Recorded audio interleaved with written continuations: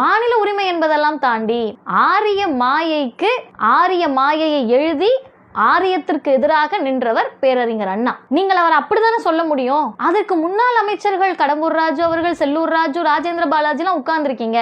கைத்தட்டுற மாதிரி ஒரு இமேஜ் இருக்கு. அது நீங்க அதுக்கு தான் கைத்தட்டினீங்களா இல்ல வேற எதுக்காவது கைத்தட்டிட்டு இருந்ததை கொலாஜ் பண்ணி போட்டாங்களான்றது நமக்கு தெரியல. ஏன்னு கேட்டா, சப்போஸ் இந்த வீடியோவை யாராவது அதிமுக காரங்க பார்த்தா அவங்க பாருங்க இந்த இடத்துல இல்லவே இல்லை, இவங்கெல்லாம் பொய் சொல்றாங்க அப்படின்னு சொல்லிடுவாங்கல்ல. ஆனா நீங்க மாநாட்டுக்கு போனது உண்மை. அந்த வீடியோ போடுறப்ப நீங்க இருந்தீங்களா இல்லையான்றத நீங்க உறுதிப்படுத்துங்க.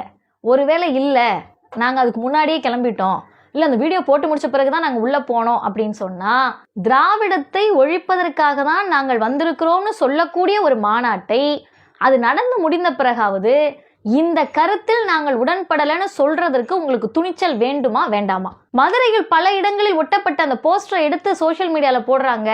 சூரசம்ஹாரம் செய்ததை போல முருகன் வந்து திராவிடத்தை அழிப்பதற்கு ஓடிவா, வேல் எடுத்து ஓடிவா அப்படின்னு போட்டிருக்காங்க.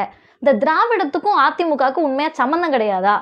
ஏன் இவ்வளவு தெளிவா நான் விளக்குறேன்னு சொன்னா, அந்த பேரை வச்சுதான் நீங்க ஓட்டு வாங்கிட்டு இருக்கீங்க. இதுவும் ஒரு திராவிட கட்சி தான், அதிமுகவும் ஒரு திராவிட கட்சி தான் அப்படின்ற பேரை வச்சுதானே எடப்பாடி பழனிசாமி வண்டி ஓட்டிட்டு இருக்கீங்க. அப்ப உங்களுக்கும் திராவிடத்துக்கும் சம்பந்தம் இல்லை என்பதை சொல்ல வேண்டிய கடமை எங்களுக்கு இருக்கா இல்லையா? பேரறிஞர் பெருந்தகை அண்ணாவுக்கும் அதிமுக, இன்றைய அதிமுகவுக்கும் ஒரு சம்பந்தமும் கிடையாது, 0.1% கூட சம்பந்தம் கிடையாதுன்னு சொல்ல வேண்டிய கடமை நமக்கு இருக்கா இல்லையா?